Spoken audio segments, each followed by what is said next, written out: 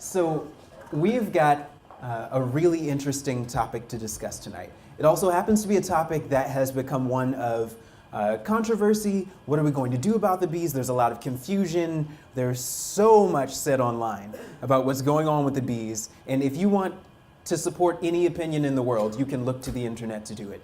So we have people talking about radio towers killing the bees and all kinds of things. And so we're going to get into some of the weeds of that today.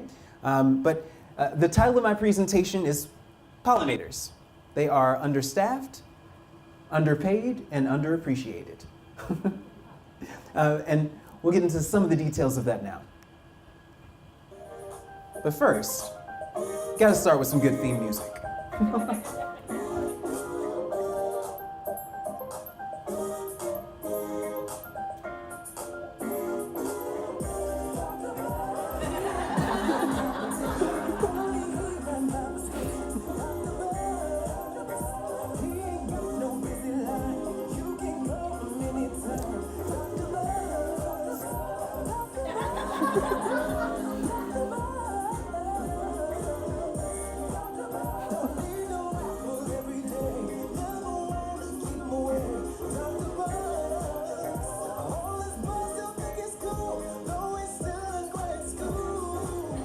Not still in grad school. We got to amend that part of the song. So today we're going to talk about what's going on with the honeybees. I'm referred to online as Dr. Bugs, and someone asked me today why I even started making videos. And the primary reason for it is because when I was a child, I was absolutely terrified of insects, to an extent that is ridiculous. Like, my parents can tell you about it. They are here today. And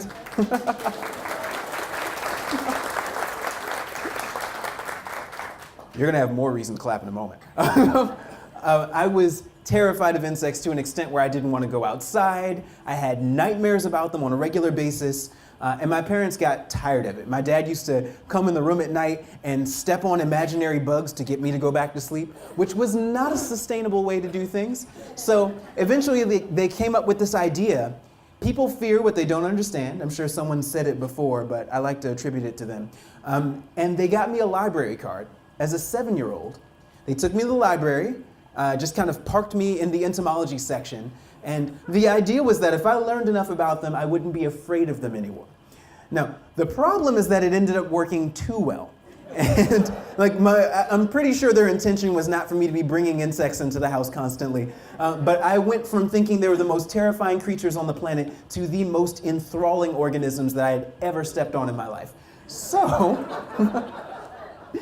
I knew since I was 7 years old. I knew the word for it. I told anyone who would listen that I was going to be an entomologist when I grew up. And 22 years later, I have yet to grow out of that. And I have these two to thank for that.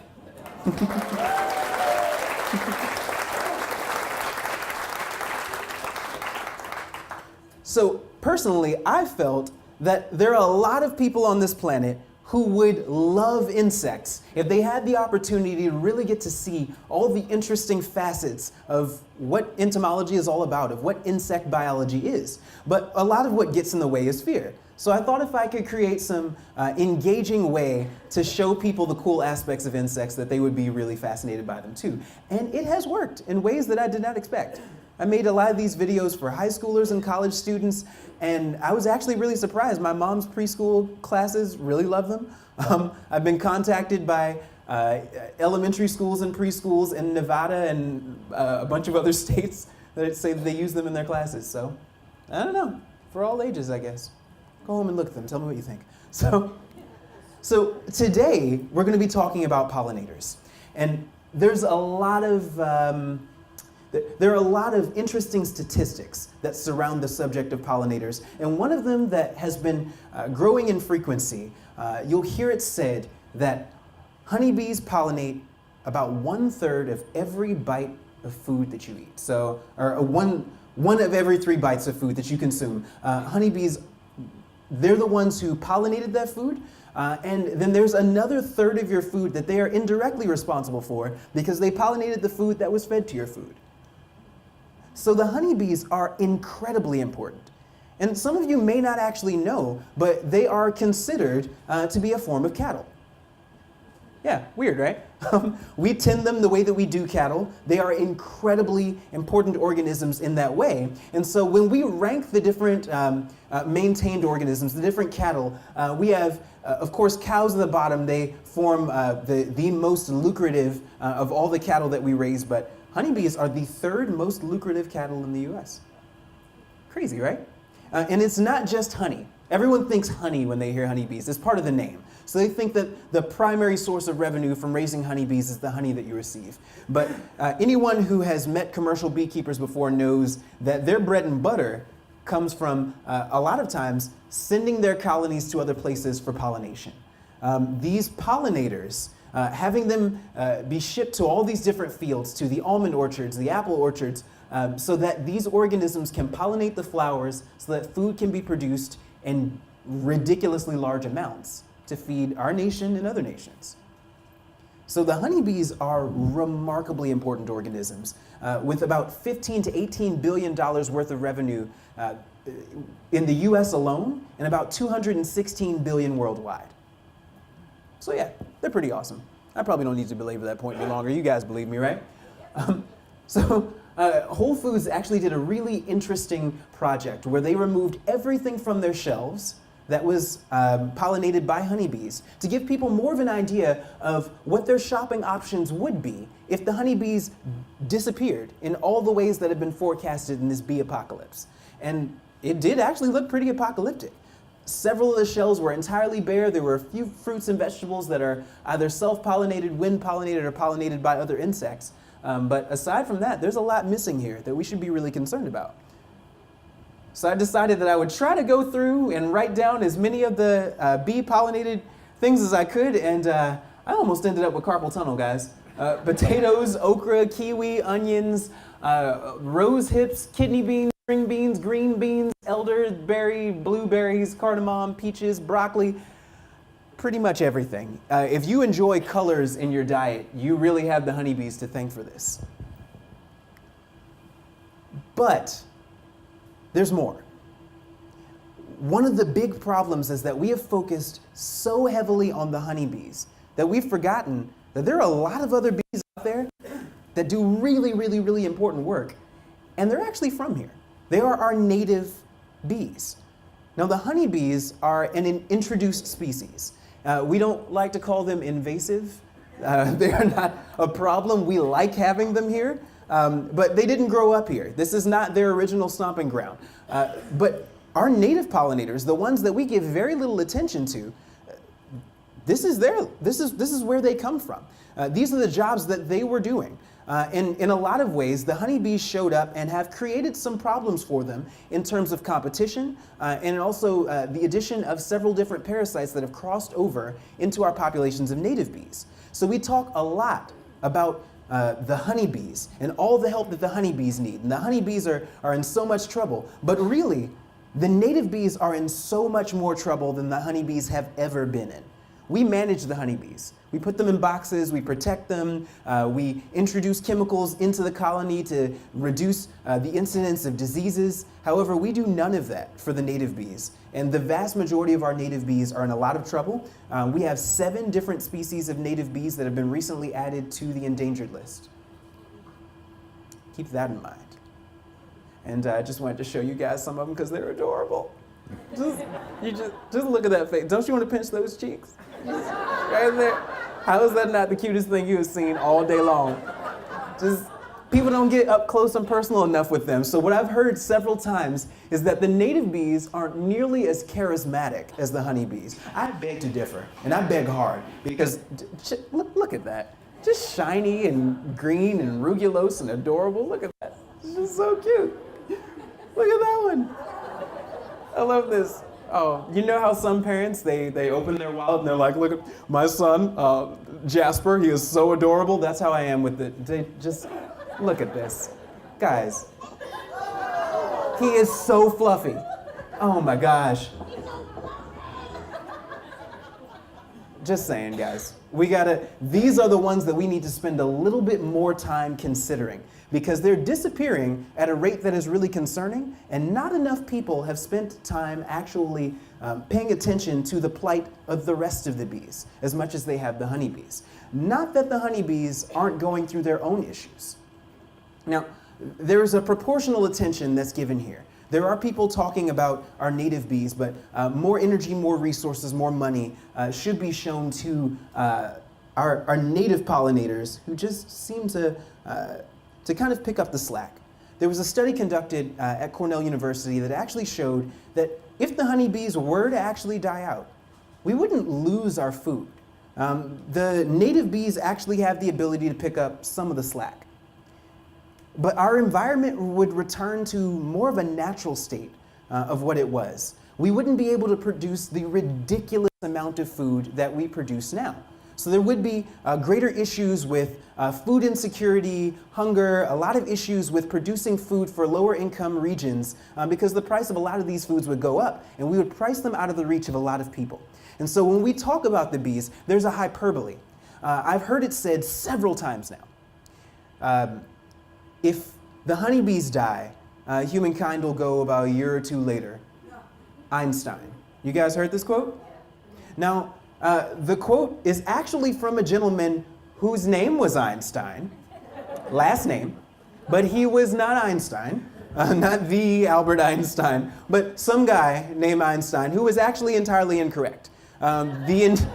The entirety of humanity is not going to die out if our honeybees should disappear from the earth. There would be a lot of problems, but people have survived on rice, corn, and soybean for a long time, and they could again.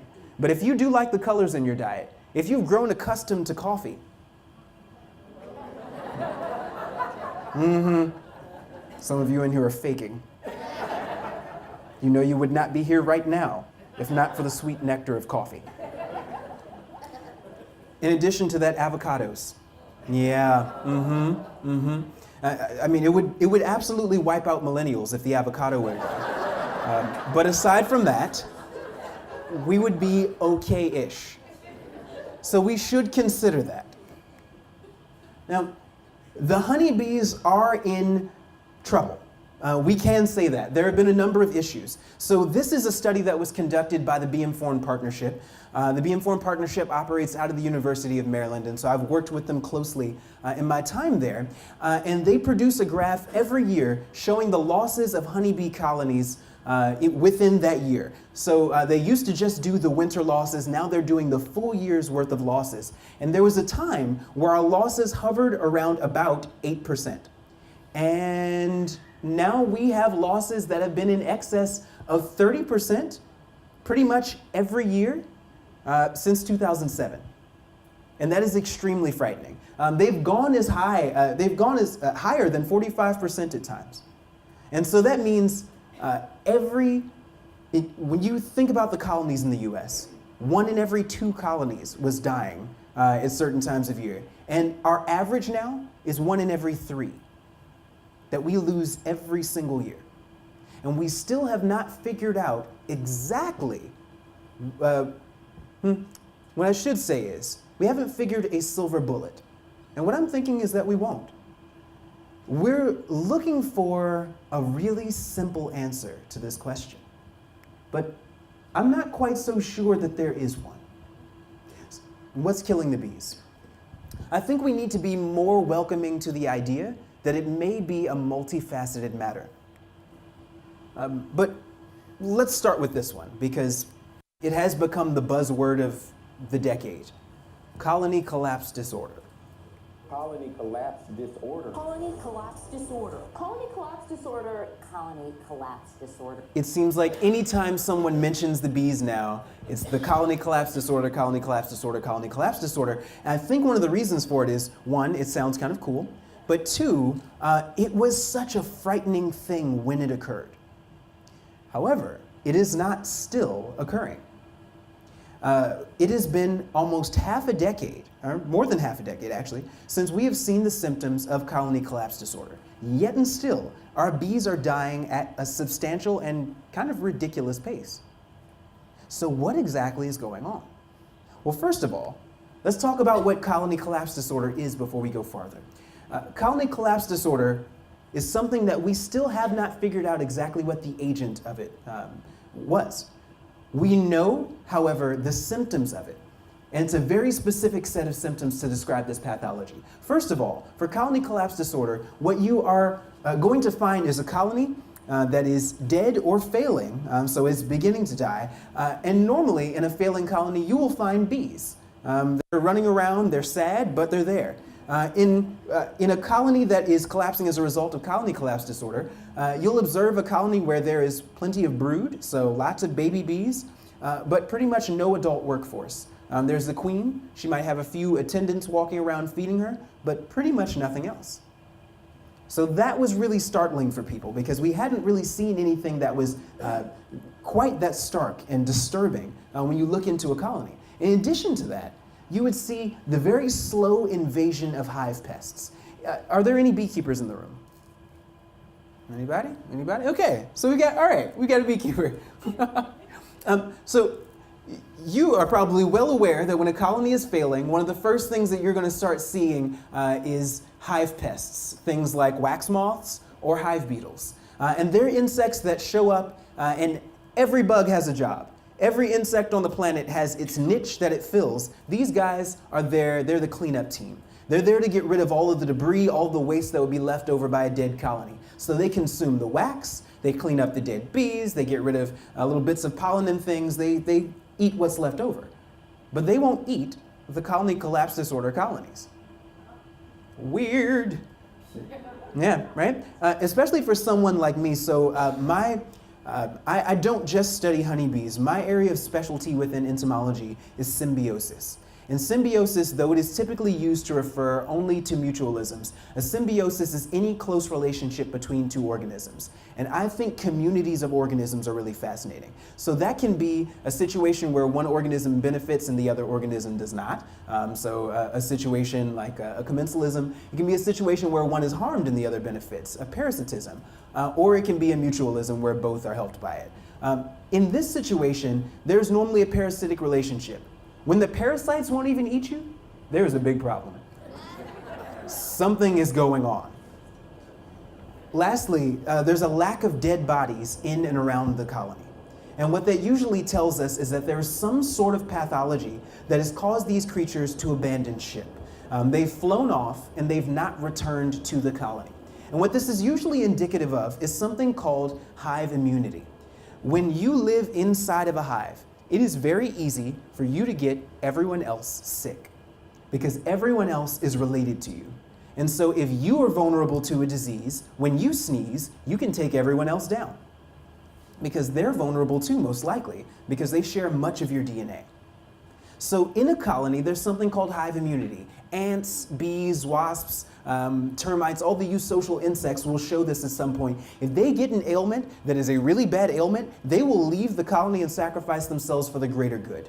I'm not bringing this back home and kill the queen or the workforce of our colony. It's like when you decide to altruistically stay home from work because you have something that you know that you could give to other people, or because you just needed a sick day and so you called in and acted like you. We've all been there. We've all been there. Don't worry, I won't tell. But in these colonies, it rarely is the case that everyone flies off at the same time and does not return. We just don't see things like that. And so we very frequently will get pictures with the Be Informed partnership. People will send us data. The way that Be Informed works is that we've realized scientists and beekeepers, well, they tend not to communicate very well with each other. Oftentimes, they speak very different languages. Scientists use a lot of jargon. Beekeepers want to get straight to the point. And so what we've done is we've formed a bridge as the Be Informed Partnership. We are there to transmit the data from the beekeepers to the researchers and from the researchers to the beekeepers, because the beekeepers are seeing all the stuff that we need to know as scientists. And the scientists are determining a lot of the things that the beekeepers need to know to keep their colonies healthy. So with the Be Informed Partnership, we collect a lot of data and people often send us pictures. And these are the pictures that we get the most frequently with people telling us, I have colony collapse disorder in my colony. Now, do you guys see anything there that leads you to believe that this is or isn't colony collapse disorder? Dead bodies. Plenty of dead bodies. That is actually more likely a pesticide killer starvation than it is colony collapse disorder. It's clearly not colony collapse disorder. So even though we're still hearing people claim colony collapse disorder, we've not seen a verified case in more than 5 years. That should be more frightening than if I said colony collapse disorder is ongoing. And the reason why it should be is because our bees are still dying in absence of colony collapse disorder. And what I think is that colony collapse disorder actually wasn't the subject, but I think it was the exclamation point at the end of a very long and dramatic sentence about the state of our bees. Honeybees have been going through stress factor after stress factor after stress factor, and it's all mounted up together. You guys heard that I'm going to be talking about pollinator stress today, pollinator stress relief. Well, if we really want to relieve the stress on our pollinators, there's a lot of different areas that we can target because there is a lot going on.